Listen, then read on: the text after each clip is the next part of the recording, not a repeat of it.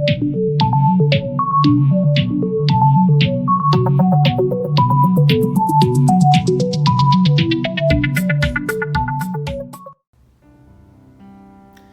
paz de Cristo, amada igreja do Senhor, estamos aqui mais uma quarta-feira para ministrar a palavra do Senhor ao coração dos irmãos.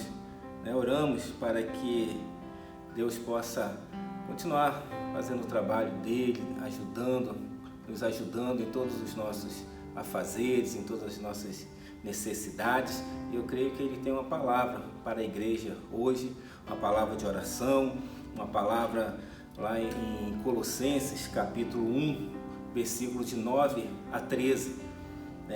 O apóstolo Paulo aqui, ele vem falando algumas coisas sobre oração, sobre o cidadão do céu, como viver uma vida reta diante do Senhor. Vamos orar, vamos agradecer a Deus e depois vamos estar lendo a palavra do Senhor. Pai, nós engrandecemos o Teu santo nome, Senhor, glorificamos a Ti nesta noite, ó Pai. Entregamos esta palavra nas Tuas mãos, entregamos nossos ouvintes, ó Pai, os Teus servos que estarão ouvindo, meditando nesta palavra, Senhor.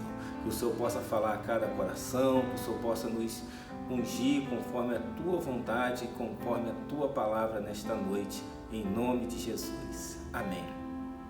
Então vamos ler o texto de Paulo aos Colossenses, capítulo 1, versículo 9 a 13. Diz assim: por esta razão, nós também, desde o dia em que o ouvimos, não cessamos de orar por vós e de pedir que sejais cheios do conhecimento da sua vontade, em toda sabedoria e inteligência espiritual, para que possais andar dignamente diante do Senhor, agradando-lhe em tudo, frutificando em toda boa obra e crescendo no conhecimento de Deus, corroborados em toda fortaleza, segundo a força da sua glória, em toda paciência e longanimidade, com gozo, com alegria, dando graças ao Pai, que nos fez idôneos para participar da herança dos santos, o qual nos tirou da potestade das trevas e nos transportou para o reino do Filho do seu amor. A intercessão pelos outros é algo que todo cristão deve querer fazer e melhorar em sua vida. Quando nós oramos ou nos colocamos diante do Senhor, temos que procurar não só orar pelas nossas próprias necessidades, mas interceder pelas necessidades dos nossos irmãos, necessidade do nosso país, necessidade daqueles missionários que estão no campo. E quando orarmos, procurarmos sermos específicos naquilo em que oramos. O que Paulo fala aqui: olha, desde o dia que eu vi acerca de vocês, não cessamos de orar por vós.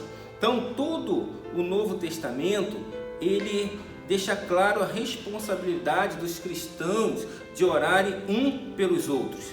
Repetidamente o apóstolo Paulo, ele fala isso aos irmãos: orai por nós. Ele diz: orai sem cessar, lá em Tessalonicenses. Suas cartas às igrejas dão testemunho de suas orações por eles. Então Paulo, ele sempre incentivava ao povo de Deus a orar, e ele mesmo orava muito pelo povo do Senhor. Ele fazia questão de colocar em suas cartas que estava orando pelo povo, que estava orando por uma determinada comunidade, e ele também pedia que orassem por ele. E as características das orações de Paulo eram: ore por mim, ore para que o evangelho do Senhor seja propagado, ore para que as pessoas ouçam a verdade e creiam nessa verdade do Senhor. Então a oração de Paulo era basicamente uma oração evangelística, E também era uma oração pelas próprias necessidades dele, porque ele sofreu muito por causa da palavra do Senhor. Em suas cartas ele dá esse testemunho. Suas cartas falam sobre orai sem cessar. O próprio Cristo, lá no Getsêmani, quando ele sobe, próximo de ser entregue aos sacerdotes, ele vai com seus discípulos ao monte e chega lá e fala para Pedro, Tiago e João: olha, ore por mim, vigiai aqui, orai, enquanto eu vou mais além orar um pouquinho. Então o próprio Cristo fala sobre a oração. E uma das 4 principais características da igreja primitiva era justamente este: perseveravam em oração, e perseveravam em oração. E Paulo aqui em Colossenses nos ensina a orar intercedendo pela vida dos santos, orar uns pelos outros efetivamente. Ele produzia uma intercessão fervorosa e com muita regularidade, ou seja, nunca cessamos de orar por vós, né? Outro princípio da oração, né? Orar sem cessar, ou seja, orar continuamente, orar regularmente. A nossa vida tem que ser uma vida de oração regular. Não é hoje só, amanhã ou depois, não, uma vida regular. Aí nós iremos adquirir comunhão com o Senhor, conhecimento do Senhor. É o que Paulo fala aqui.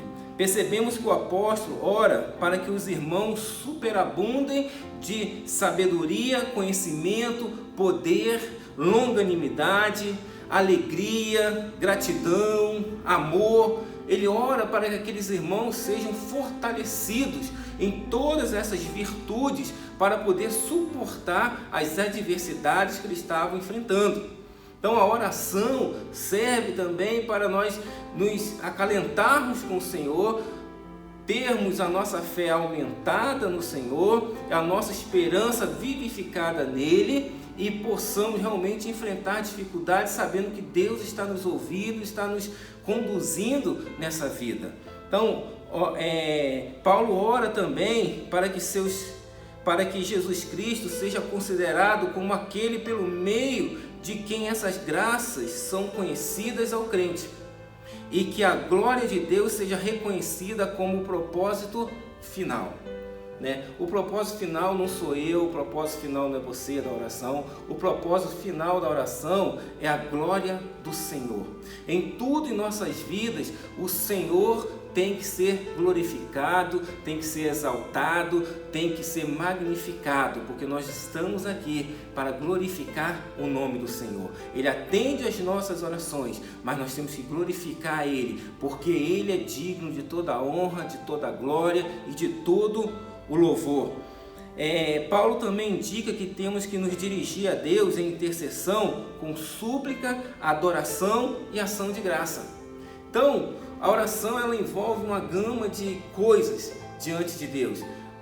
Nós chegamos diante dele em adoração, em louvor, em súplica pelas nossas necessidades, em súplica pelas necessidades do próximo e com ação de graças, agradecido, com o coração já alegre diante do Senhor, tendo a certeza de que Ele vai nos conduzir. A sentença de Paulo continua aqui, olha, que vocês possam ser cheios do pleno conhecimento da sua vontade, em toda a sabedoria e conhecimento espiritual. É vão tentar servir a Deus sem ter conhecimento do que Ele deseja de nós. E como nós adquirimos conhecimento da vontade de Deus? Por meio da oração e da palavra. A meditação da palavra e a oração. Paulo aqui está se referindo a um conhecimento penetrante da revelação redentora de Jesus Cristo. Ou seja, uma percepção com frutos para a vida eterna. Olha, por que ele fala isso para aqueles irmãos lá da igreja de Colosso, aos Colossenses?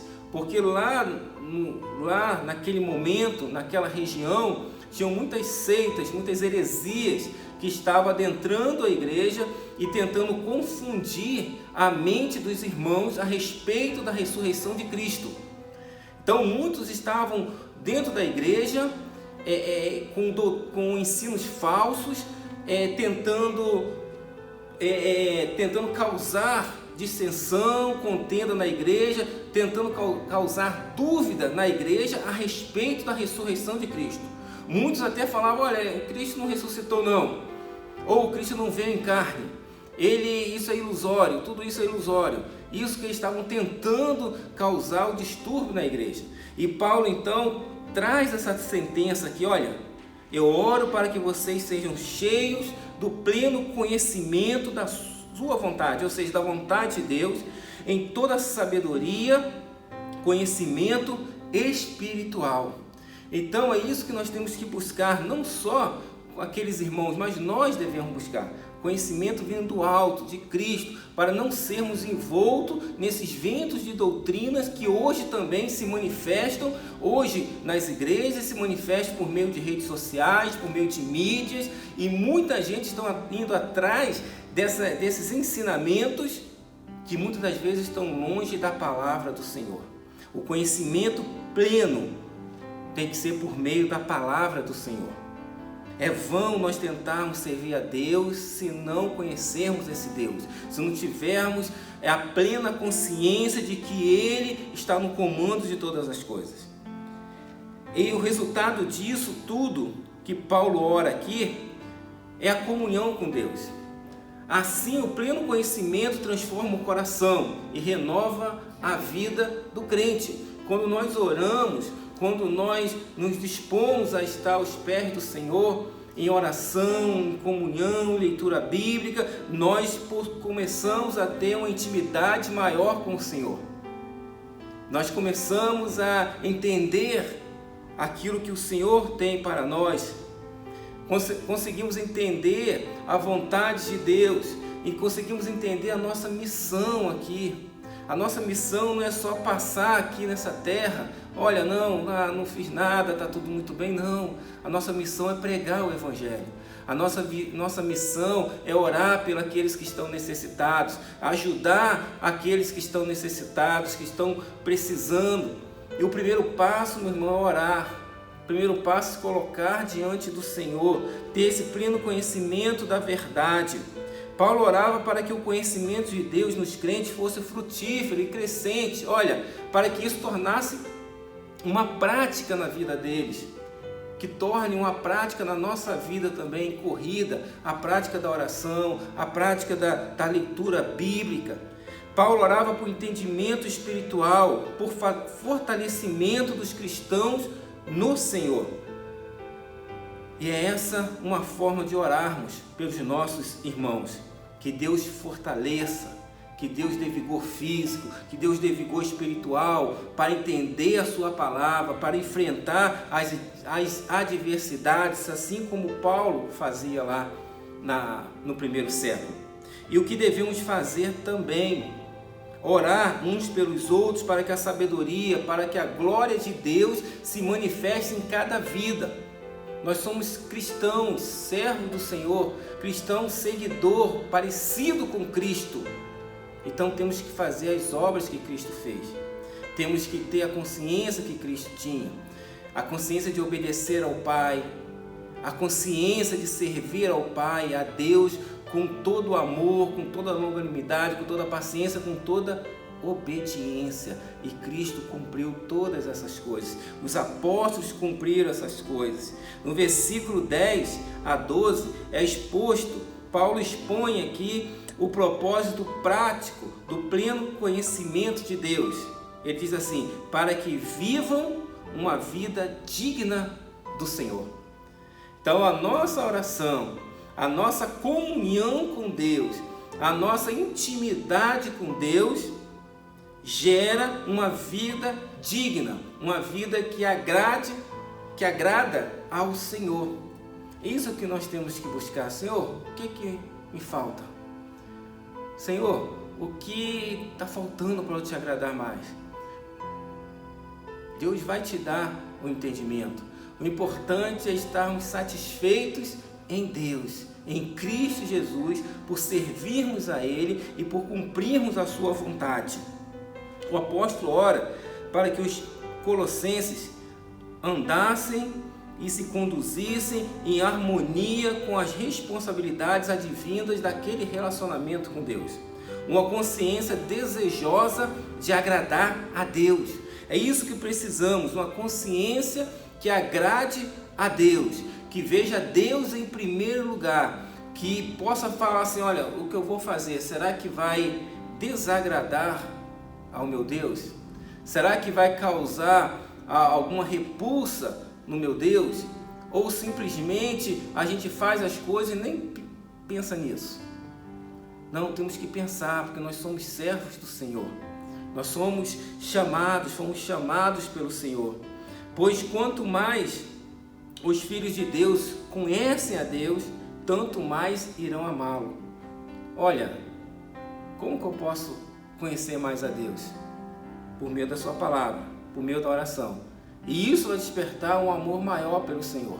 Porque vamos aprender e perceber que por meio dessa palavra o Senhor nos consola, o Senhor nos conforta, o Senhor cuida de nós, cuida dos nossos.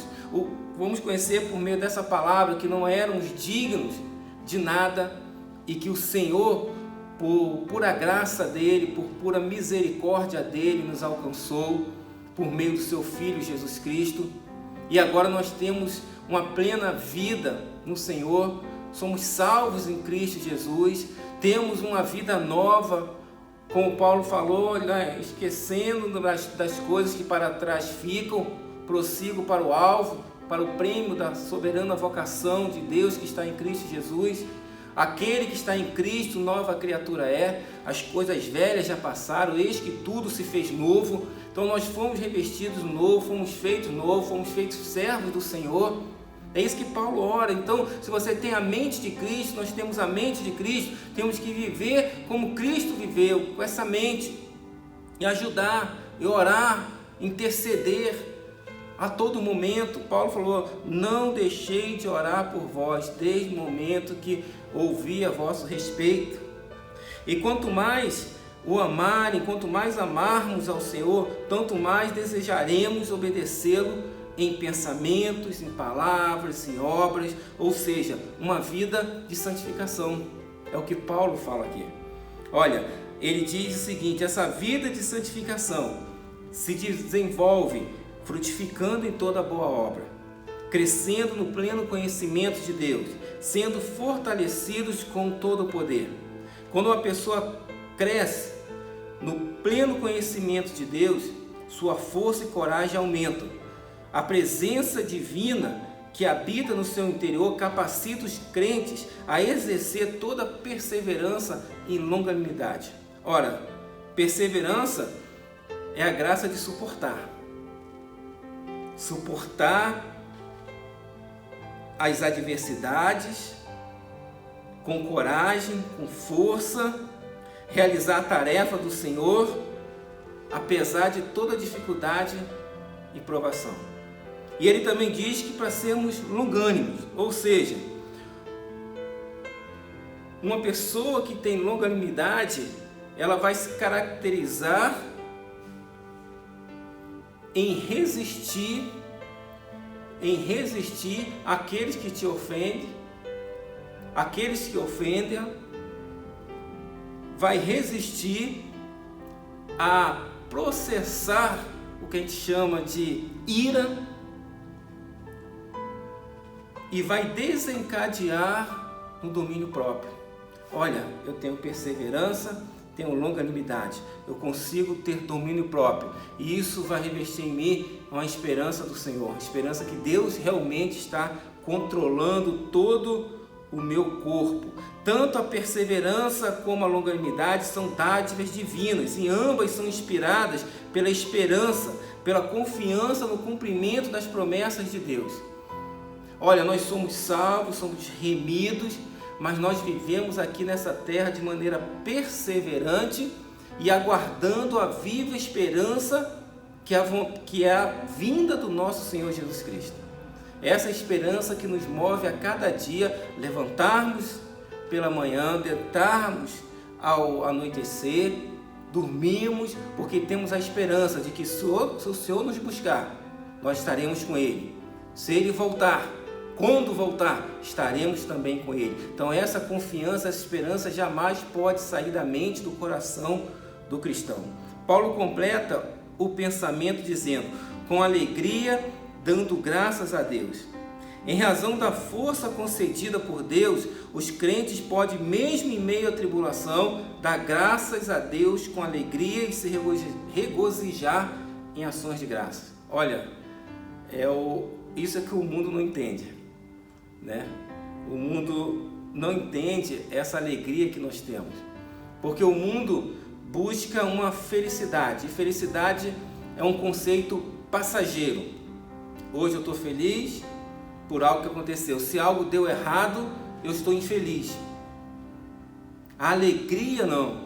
A alegria é algo que brota dentro da gente. Independente das circunstâncias, que eu possa ainda, por meio dessa circunstância, estar triste, estar infeliz, de acordo com a circunstância, mas em algo maior eu vou estar alegre, porque eu tenho o Senhor. Foi como o próprio Neemias falou, né? A alegria do Senhor é a nossa força. Olha, ele falou aquilo ali numa situação completamente de adversidade que ele estava passando. Mas ele falou, a alegria do Senhor é a nossa força, ou seja, é aqui que nós vamos nos alegrar, é aqui que nós vamos ficar firmes, vamos combater, vamos às vezes nos decepcionar, mas vamos estar sempre firmes, confiando no Senhor. Essa é a nossa vida aqui na terra, a nossa vida cristã. A herança dos santos significa a herança dos crentes redimidos, como Paulo fala aqui. Isto é, daqueles que, tendo sido retirados das trevas, foram trazidos à luz e são consagrados a Deus. Olha, ele estava falando para os Tessalonicenses, renova a esperança de vocês. Vocês eram trevas, estavam nas trevas e agora estão na luz. Então se mantenham nessa luz, continuem a caminhada cristã, continue a perseverança com longanimidade, continue nessa esperança, porque logo, logo o Senhor irá vir nos buscar. Portanto, o que o apóstolo está dizendo aqui aos Colossenses é que o Pai, em seu infinito amor, em sua infinita soberania, tornou os Colossenses, torna cada um de nós também dignos da plena e gratuita salvação. Olha, não tem alegria maior para o ser humano do que saber que ele é salvo em Cristo Jesus. Essa é a alegria maior, porque outrora éramos perdidos. Então, por isso, o que Paulo faz aqui? Olha, vocês estão passando por dificuldades. Tem muitas heresias no meio da igreja, tem muitos ensinamentos que estão em volta da igreja tentando desanimá-los, tentando tirá-los da carreira da fé. Então não desanime, continue com perseverança, crendo no Senhor, continue com paciência, longanimidade, mas jamais deixe baixar a sua esperança, porque vocês foram salvos, eram trevas e são luz. Então vocês podem seguir em frente. Enfim, Paulo ora para que os colossenses possam estar constantemente alegres e agradecidos a Deus. Isso é maravilhoso. Deus exalta a sua graça e poder ao conceder ajuda ao invés de exigi-la. Deus não exige de nós nada. Ele quer um coração grato, um coração que se disponha em gratidão a estar louvando e bendizendo o nome dele. Ele projeta a vida cristã para que tenhamos alegria enquanto ele recebe glória. Olha, nós nos alegramos no Senhor, nos alegramos e dá glórias a Deus. É só nós olharmos os Salmos, o livro de Salmos são maravilhosos para esse tipo de situação que nós estamos vivendo hoje. Às vezes, situação de opressão, situação de luta, situação de dificuldade. Nós vemos ali que o Senhor trabalhava na vida de cada um ali em Israel, por meio dos cânticos, por meio da adoração, e eles também adoravam a Deus apesar das lutas e das dificuldades. Então, no infalível amor de Deus em Cristo Jesus, é que podemos e devemos confiar acima de todas as coisas. Como Paulo orou ali pelos Colossenses, nós devemos orar a todo tempo por todas as pessoas, por nosso país, pelas nossas autoridades, pela nossa igreja, enfim, por todos aqueles que o Senhor o faça lembrar nas suas orações. Ore, meu irmão, continue orando, continue perseverando, como Paulo falou aqui, ore sem cessar. Não há outro suprimento que seja suficiente à nossa necessidade se não for o Senhor Jesus Cristo. Não há outra esperança que seja suficiente para a nossa crise a não ser o Senhor Jesus Cristo. E Ele está contigo aí, está comigo aqui, está conosco em todos os momentos, em todos os lugares. Ele se importa conosco, Ele se importa com a gente, porque senão Ele não teria vindo, morrido naquela cruz do Calvário, dado todo o seu sangue, ressuscitado ao terceiro dia, ascendeu aos céus, não falasse: olha, eu vou e enviarei a vós o Consolador, o Espírito Santo da verdade, e Ele vos guiará em toda a verdade, e vos fará lembrar de tudo aquilo que vos ensinei. Então, o Espírito Santo, Ele completa a obra do Senhor aqui na terra. Ele vem em nome do Senhor Jesus Cristo para nos fazer lembrar, para nos dar discernimento desta palavra e servirmos ao Senhor. Olha, pastor, eu não sei orar. Eu não sei isso, eu não sei aquilo. Meu irmão, não há desculpa para Deus. Feche os seus olhos se tiver, abra sua boca que você vai orar a Deus. Lembra de Jeremias? Jeremias, quando foi chamado, falou para o Senhor: Senhor, eu sou uma criança, eu não sei falar. E Deus falou: não, você vai, eu colocarei as palavras na sua boca. Moisés virou para o Senhor e falou: Senhor, eu sou gago, não consigo falar, como que eu vou falar a Faraó? O Senhor falou para Moisés: Moisés, vou te dar Arão. Arão vai falar com você, mas é você que vai tirar o povo do Egito. O Senhor chegou para Isaías, falou: Isaías, Senhor, eu sou um homem de lábios impuros e habito num lugar com pessoas de impuros lábios, não dá para servir ao Senhor. O Senhor pegou uma brasa, viu, eu tocou lá, agora estão purificados. Então, diante do Senhor, não há desculpa.